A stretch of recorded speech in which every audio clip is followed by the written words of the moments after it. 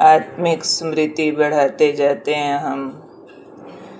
आत्मा ज्योति बिंदु हूँ, अनादि हूँ, अविनाशी हूँ, मुक्ति जीवन मुक्ति की अधिकारी हूँ, अनादि अविनाशी हूँ। इसलिए मोक्ष नहीं मिलता, पर मुक्ति और जीवन मुक्ति मोक्ष से भी ऊपर की चीज़ें हैं जो मुझे मिलती हैं। और मैं आत्मा 84 जन्मों का चक्र लगाती हूँ, और ये चक्र अब मैंने लगा लिया है।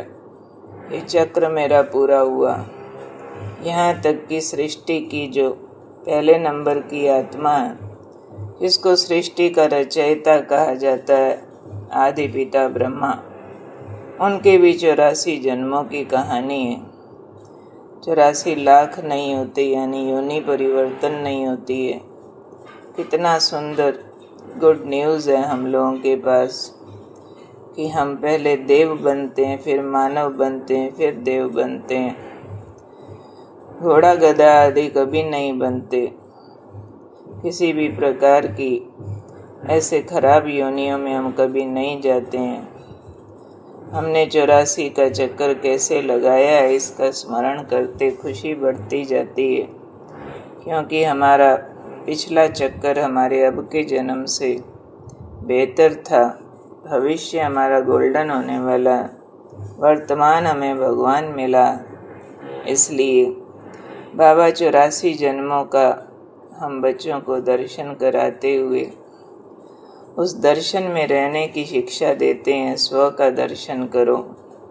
ये बहुत सुंदर स्वदर्शन का चक्र है, जिसमें मोक्ष की बात नहीं है, परंतु चक्र बड़ा सुंदर है हमारा। सात्विक है, 3 हिस्सा सुख है, 1 हिस्सा दुख है।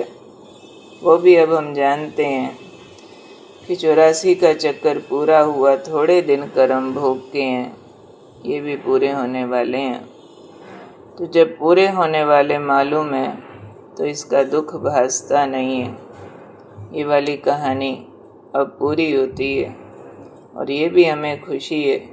84 लाख होने वाले नहीं हैं, और 84 हमारी कटने वाली है। भले दुख आया, पर सुख की स्मृतियाँ दुख के दर्द को महसूस नहीं होने देती हैं। और फिर सुख स्वरूप आत्मा हूँ, तो दुख टल जाता है। उसका आत्मा को कोई भी प्रकार का प्रभाव नहीं पड़ता। तो वास्तव में मैं इम्पेरिशेबल हूँ, इंडिस्ट्रक्टेबल हूँ, इंडिविजिबल हूँ, अनादि अविनाशी सत्ता हूँ। देवता क्षत्रिय वैश्य शूद्र बनते रहते हैं, चोला बदलते हैं बस। भले सतो से तमो हो गए, लेकिन अब कर्म भोगनाओं के समय भी खुशी से चुकतू हो रहे हैं, क्योंकि मालूम है पूरा हुआ। अब घर जाना है, तो घर की स्मृतियाँ, चक्र पूरा होने की स्मृतियाँ, अपने स्वर्ण काल की स्मृतियाँ अंदर सिमरण करते रहें और हर्षित होते रहें। ओम शांति।